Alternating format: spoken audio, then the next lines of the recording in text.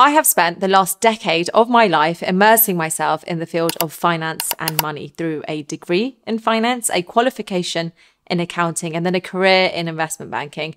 And one of the most life-changing skills I have learned through it all is how to handle my own finances, recognize my bad money habits, and break free from them. So in this video, I'm going to share with you 9 of the most common bad money habits that hold people back and tips on how to break out of them. Number 1, paying yourself last. I first heard of this in the book Rich Dad, Poor Dad by Robert Kiyosaki, and it's one of the blueprints in achieving financial freedom.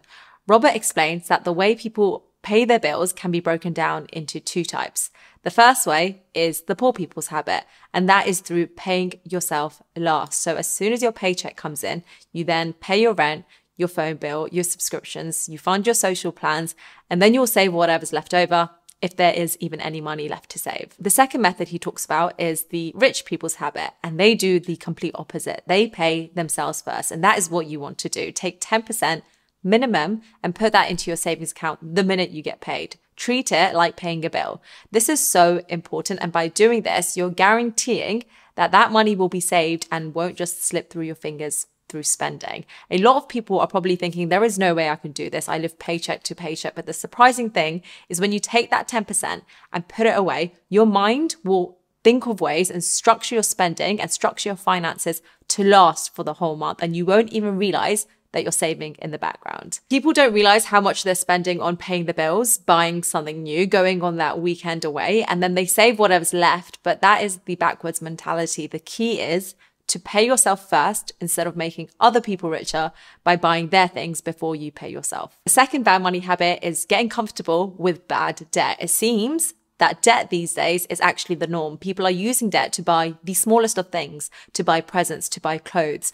I have a straight rule. That is, unless I can afford to pay for that thing outright in cash, I shouldn't be buying it with any form of debt. Remember, credit card companies want you to be bad with your finances because that's how they make money from this. The average credit card interest rate is 22%, which cancels all kind of benefits and rewards these credit card companies are providing if you're not able to pay them off in time. It is not having a stockpile. This ties into point number 1, which is about paying yourself first. And essentially, it's saving enough so that you have a buffer behind you of about 3 to 6 months. This is super important, and it will give you peace of mind just by having this buffer kept to one side and available to tap into if you need it. You free up that mental energy to designate to more important things. So how do you gather this 6 months of buffer? It's through that paying yourself first. Start putting that 10% away. And once you have your stockpile, then you can start using the additional money you save to building into your investment fund and looking at investments.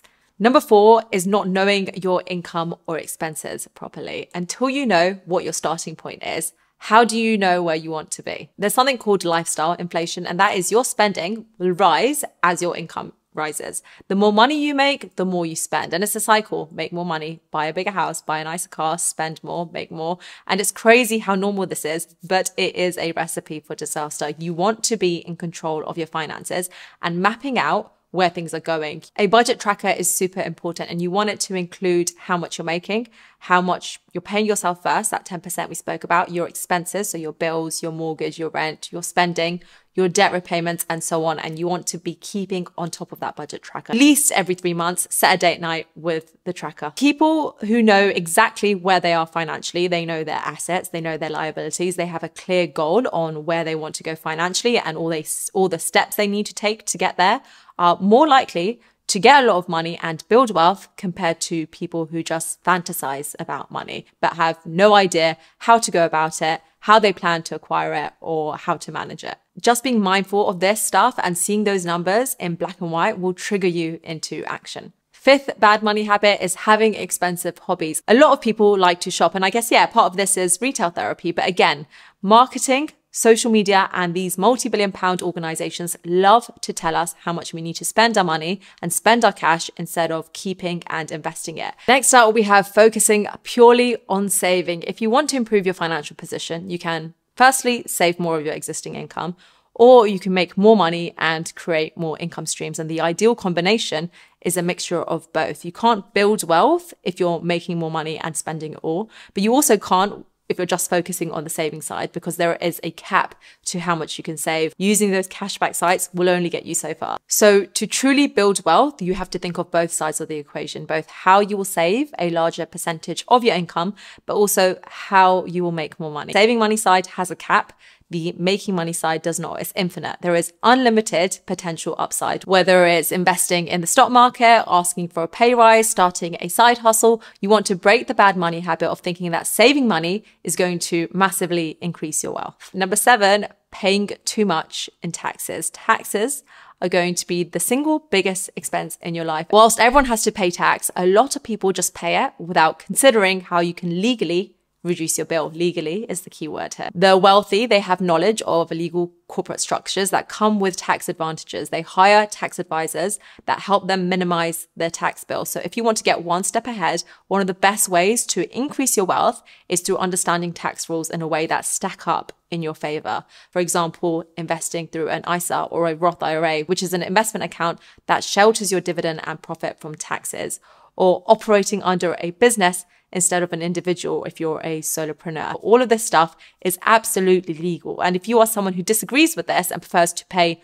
more taxes, regardless of whether or not you can reduce it legally, then it doesn't hurt to understand the tax rules and reduce that tax bill so that you can instead use the money to give back to things that directly align with your values instead of letting someone else decide where that money should be going. If you want me to make a video on tax, I was planning to. I already have a summary on what I want to include, but I have been a bit skeptical about whether to release this. It's a topic that can go either way. So let me know in the comments below if you want to see that. Number 8, waiting too long to invest. When you start having savings, you have that stockpile, that buffer that we spoke about. Then you want to start looking at investing that money so that your money starts working for you, and you want to diversify those investments so you can weather different situations that come around in life. But you want to avoid leaving that money in a bank account because inflation is a thing, and it means that you're essentially losing money every year. So I have a mixture of safe investments, of riskier investments that I'm willing to lose as well. Start looking at different investment strategies once you've saved up enough. Don't leave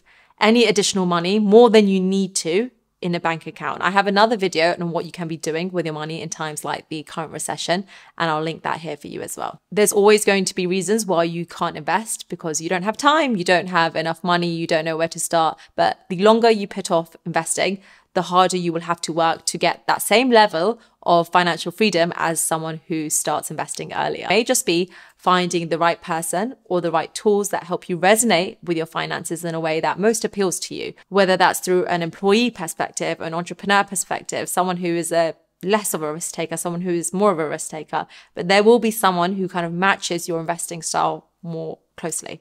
Thank you so much for watching. If you like this video, you may also enjoy another one that I've linked here on building wealth and making money work for you.